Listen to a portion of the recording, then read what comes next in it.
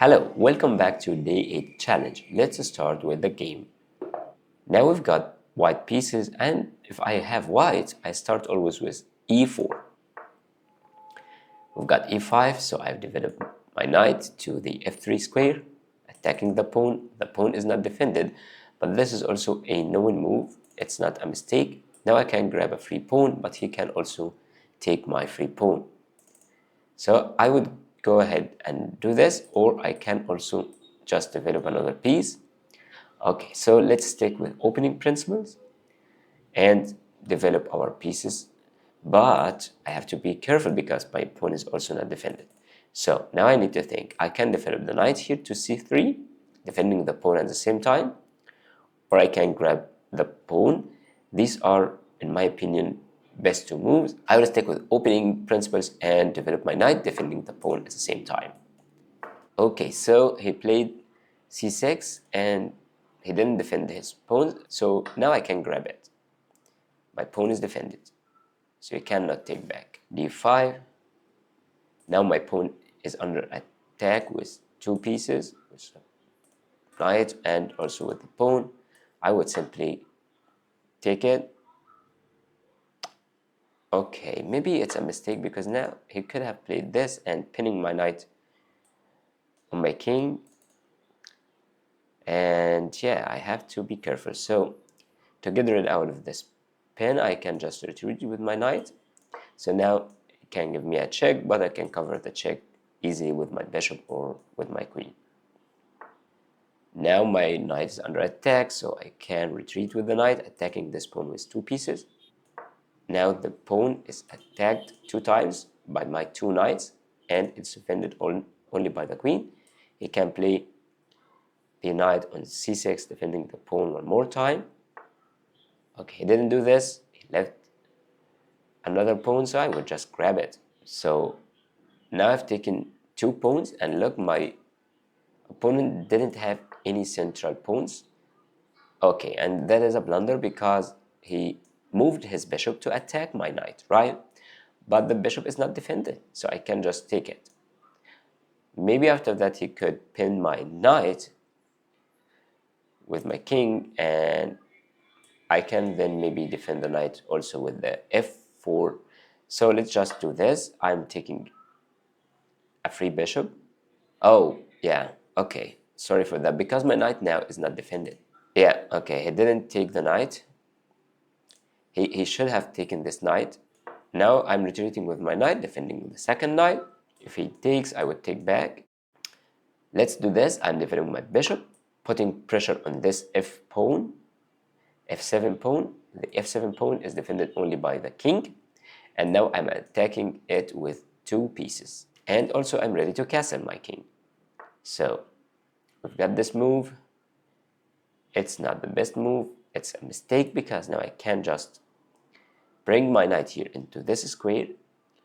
He cannot take the knight with his king because the knight is defended and protected by the bishop. So let's do this. Now I'm attacking the queen and the rook, and this is called a fork because my knight is forking or attacking two pieces at the same time. Okay, played this move. He is attacking the knight, so he wants to take the knight with the bishop, and the bishop would be defended by the king, but he left his queen, so I can just take the queen. Now he can take my bishop, but we are going to win anyway. Yeah, he has taken my bishop, and now I would take this pawn. Yeah, he has taken my knight. Maybe it was not the best move, but I would just kick this bishop, and then I would be able to castle and bring the rook into game. And also I open this diagonal to my bishop so I can develop it in the future. Okay, so let's do this. I'm castling, and now I try to bring my pieces and attack the king, and I guess we are going to win this game in a few moves. So they castle. Okay, I play this, developing my bishop, and now okay, playing c3 because I want to open this diagonal to my queen, so the queen can come here, check the king, attacking the bishop, but now I cannot play this because the knight now is protecting this square. And this pawn is also under attack with 2 pieces, with the knight and the bishop. It's defended only by the queen. So if I moved my pawn, he would take my rook with his bishop. The rook worth 5 points, bishop worth only 3 points. So what is the best move now? Is to attack the bishop and also to cover this pawn. Yeah, now he had to move, and now I can win a piece. Playing b4, attacking the knight. If the knight moves, I can play b5 and take the bishop because the bishop cannot retreat because of this knight here. So let's do this, and now we would win another piece. Yeah, here we go. The bishop is trapped, cannot move, so he would take the pawn. I would take back. Yeah, we can pre-move this. If he takes, I would just take back. Okay, let's kick this knight away because I just want to bring my queen here into the b3 on this diagonal here. Yeah, the knight is attacking my bishop. Let's just retreat with the bishop, move it to safety. I could also have played this move, pinning the knight. Now he's attacking this pawn with 2 pieces, with the rook here and with the knight here.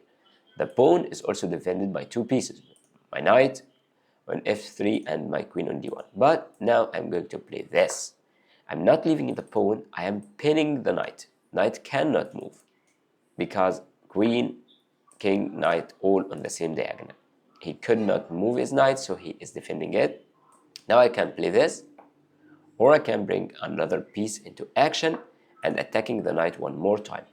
With the fact he cannot move his knight, because it's pinned, so he is defending it one more time. So now I can maybe play d5, and if the knight moves, I play d6 with a discovered attack. But yeah, and then maybe we can take the rook. Okay, let's do this.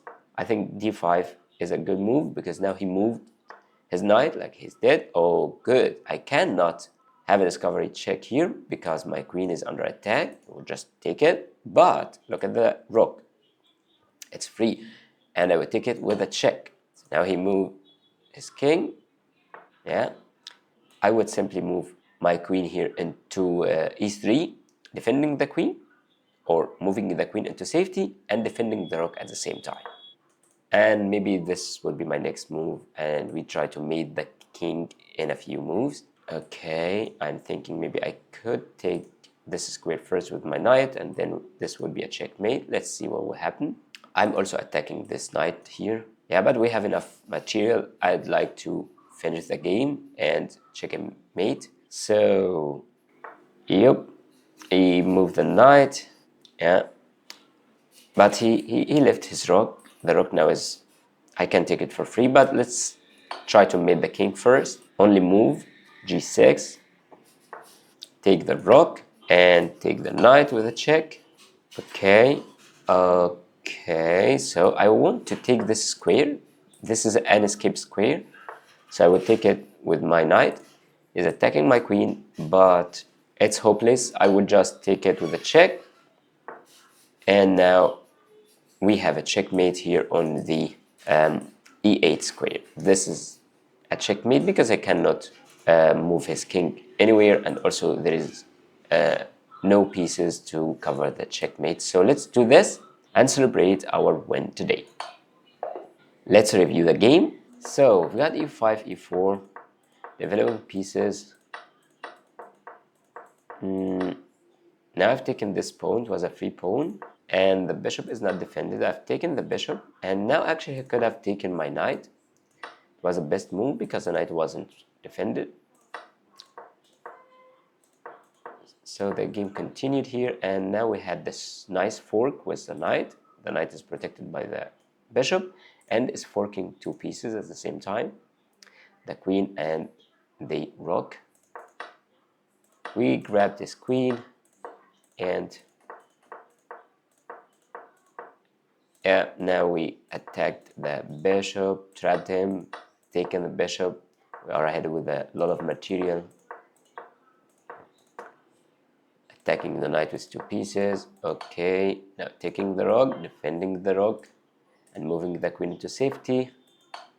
And now he is gonna be mated in a few moves. Okay. Okay, knight h4 is a mess, interesting, because we had a mate in 1 here, yes, on e1. So we could just finish the game in 1 move, and there is no skip squares for the king. Thank you for watching, and see you next game.